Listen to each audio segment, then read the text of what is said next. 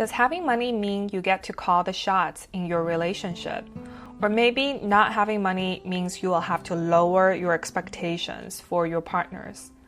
Can financial control turn into emotional dominance, leaving one partner with the upper hand?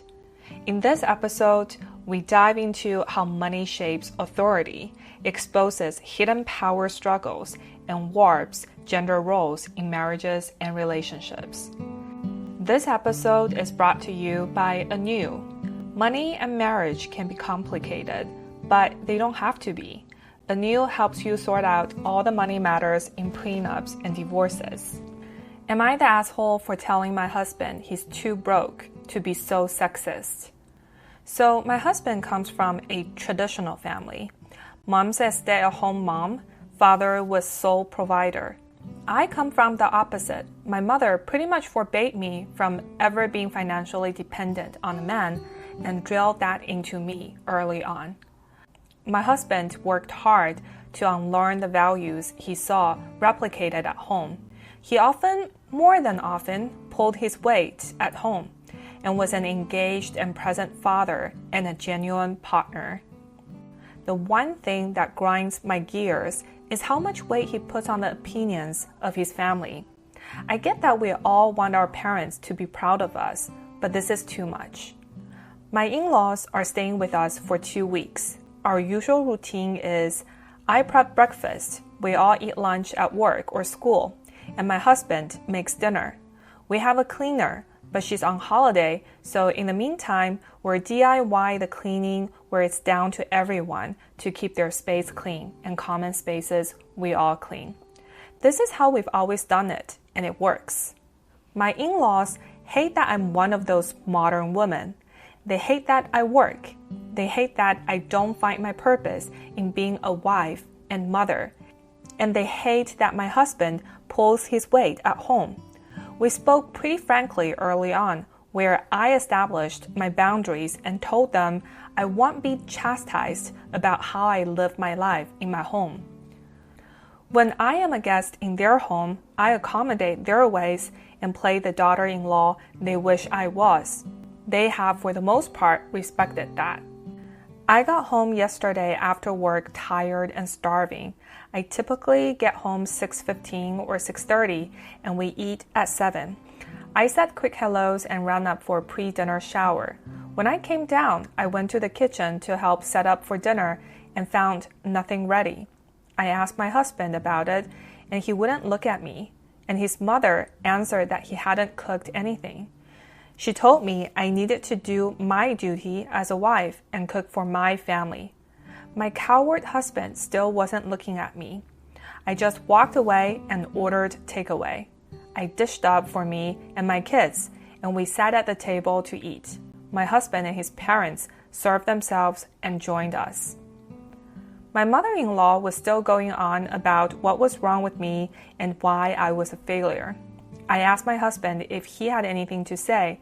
He said his mother had a point, and it wouldn't hurt if I acted more like a proper woman and took better care of our home and children. He said tradition was tradition for a reason, and it was kind of insulting that I thought I was too good for how he was raised. This is where I might be the asshole.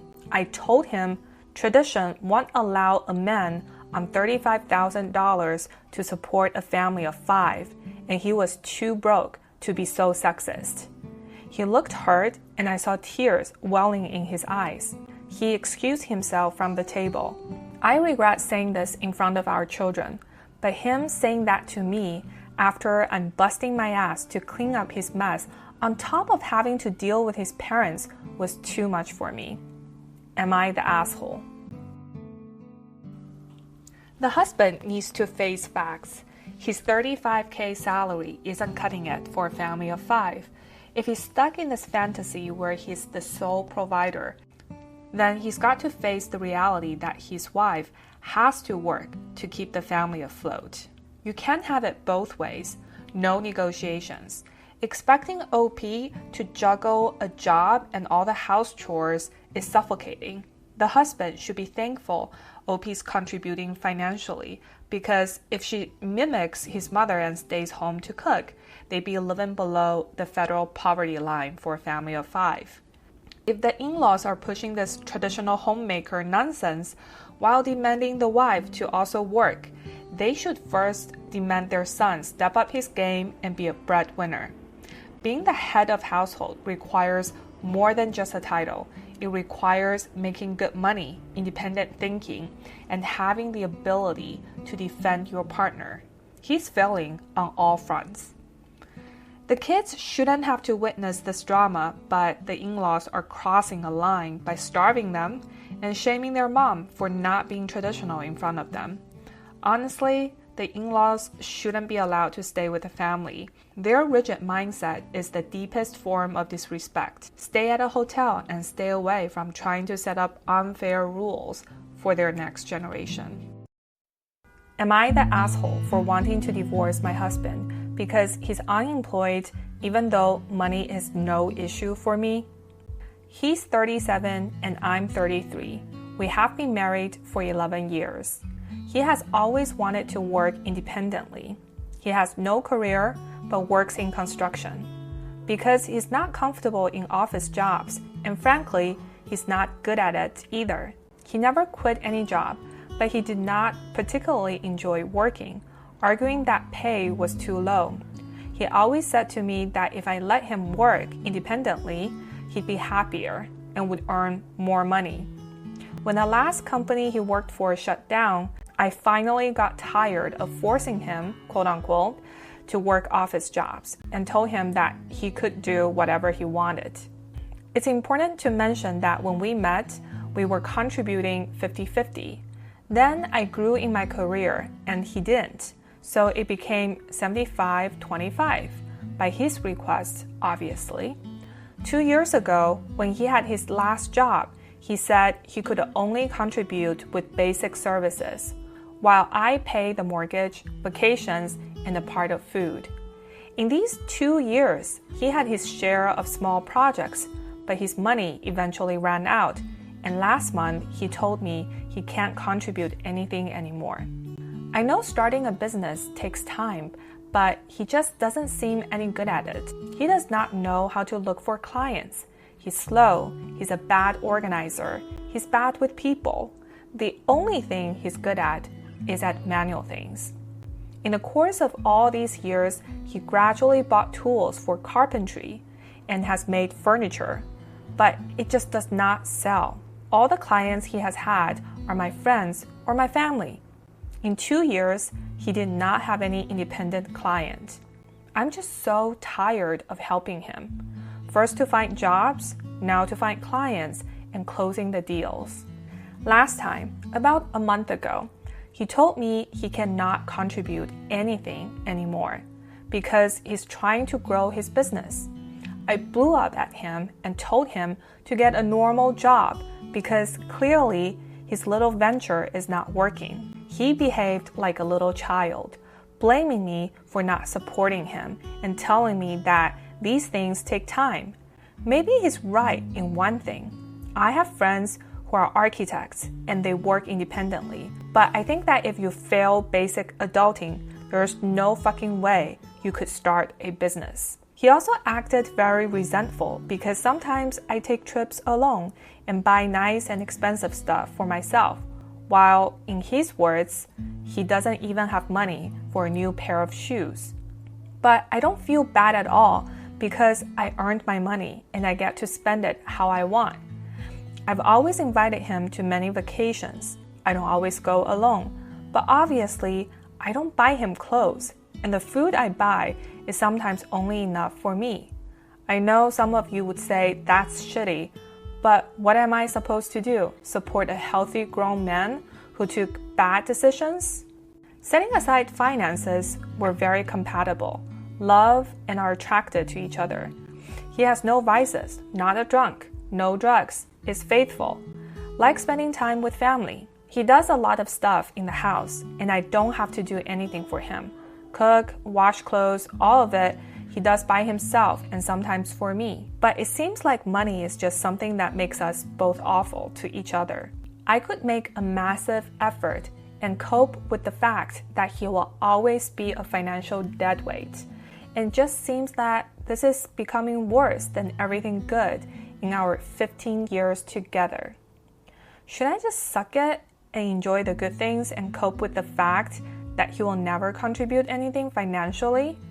Many women are stay-at-home moms and contribute close to nothing, but this just seems different, in a bad way. Because he's a man? Am I the asshole?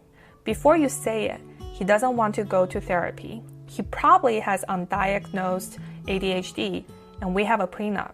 So if we divorce, he literally goes back to mommy's house without a dime. House is in my name only. Cars are in my name as well. No kids. I'm not sure I want to go through a very painful divorce because of this, but the way things are worsening is becoming intolerable. So I like to challenge OP on the compatibility statement. Are OP and her partner truly compatible, or is she just settling? She says they're compatible because he doesn't do drugs, isn't a drunk, doesn't cheat, and does some house chores. But come on, those are just the bare minimum for a functioning adult, not signs of compatibility. Compatibility is about how we experience life together, sharing similar values, attitudes toward work, and being a team to achieve common goals. But all I'm hearing is how this guy avoids work and repeatedly shows he can't or won't contribute financially. So what's his plan? Is he expecting OP to shoulder the entire financial load? Because that's not partnership, that's freeloading. I can't believe OP is questioning whether she's the one in the wrong here. Really, this should be a question for the guy. I can't believe OP is questioning whether she's the one in the wrong here. The real question is for him. He's an adult, right? How is he stepping up as a partner and navigating life with her? People often shy away from mixing money and marriage. They think prenups are awkward and that fighting over finances in a divorce is shameful. But finances are the backbone of a lasting relationship. Matrimonial and family law basically come down to how you will divide up the money and ensure both spouses can support their kids if they have any. That's where ANEW comes in. ANEW helps everyday Americans sort out money matters both in marriage and divorce. You'll get instant clarity on your and your spouse's financial situation and the legal consequences of every possible outcome. ANEW's mission is to make the process more affordable so that every family can thrive in the next chapter in life. Go to loveanew.co/clarity for a free 7-day trial. Am I the asshole for having a secret savings account in case of divorce? My husband and I have a unique marriage in some ways. We have been together 10 years and married for 8 of them. We don't have any kids and don't plan on it. We have tried to keep finances fair but separate. We contribute equally to bills and to our joint savings account, but have separate checking accounts. After bills/savings, it's our choice what we do with our remaining money. We make about the same amount, but I spend a lot less. He has some expensive hobbies and I don't. So over the past few years, I've started my own personal savings out of my fund money, which now equals about as much as our joint savings. I'm just not sure about my marriage, and I feel safer having the ability to leave if things get worse. My mom was in 2 abusive relationships when I grew up, and I never want to be in a situation where I feel trapped. My husband has never been abusive, to be clear. The main issue with my marriage is around sex. My husband doesn't enjoy it, and I did not know this until after we were married. I don't think he deliberately hid it from me, but he didn't know or want to acknowledge this about himself. We haven't had sex in 5 years now, and it has caused me to lose romantic feelings towards him.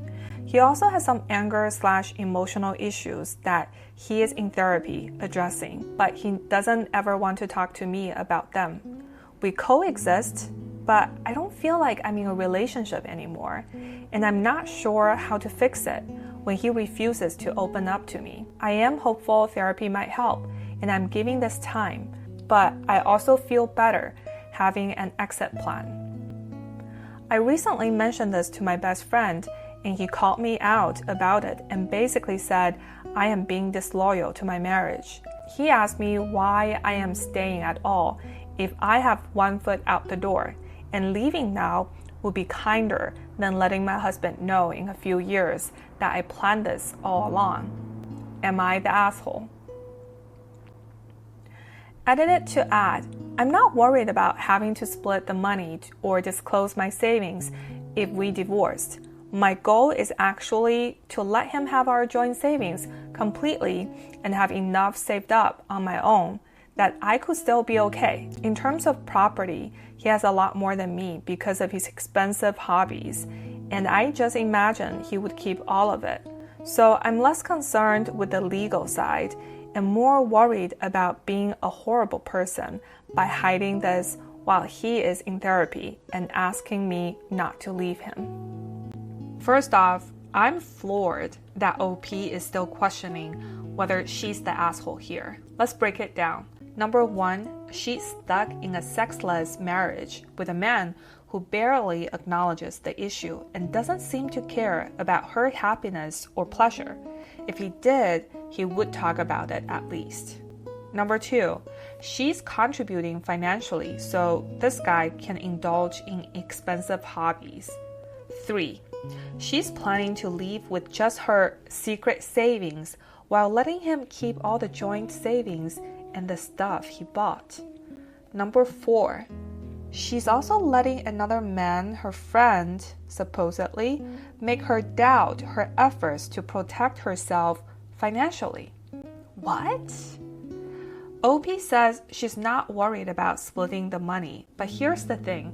Everyone thinks their divorce will be amicable until it turns ugly. What if the husband claims half of those secret savings? He could, because any income earned during the marriage is technically marital income, even if it's in your name. OP needs to rethink the financial side of this divorce. After 8 years of marriage, which is considered medium length, the chances of him claiming a portion of her secret savings are pretty high. If OP is in a community property state where everything is split 50-50, she's probably going to lose more than what she thinks. Even if they make about the same income, it seems that the husband spends a lot more, so she won't have that back. OP isn't abandoning her husband if she proceeds with the divorce. If anything, he abandoned her by ignoring her needs and guilt-tripping her into staying in a sexless marriage. This whole situation is heartbreaking. Women are often too kind to undeserving partners and not nearly kind enough to themselves. Am I the asshole for keeping score of everything I've ever done for my husband? I'm a woman in my late 50s, married to my husband in his early 60s. We've been married for 30-odd years. I have fulfilled the role of a traditional wife for much of our marriage, and I left paid work soon into our marriage. My husband is very successful in his business, and we live comfortably. All of our children are adults now. My husband built his business from the ground up, and I was instrumental to the early success, which set it up to be what it is today. We were having lunch with our children when my son mentioned that his wife didn't want to be a trad wife and do what I did to raise the kids. She raised concerns about how vulnerable a position it is and that she doesn't want to solely depend on him for money. He wanted me to talk to her and convince her by telling her how it worked out for me.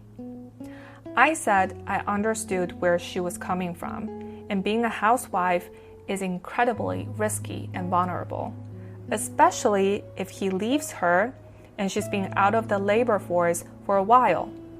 He countered that If it had worked for his father and I, because I trusted him as my husband to provide for me, and why couldn't his wife do the same?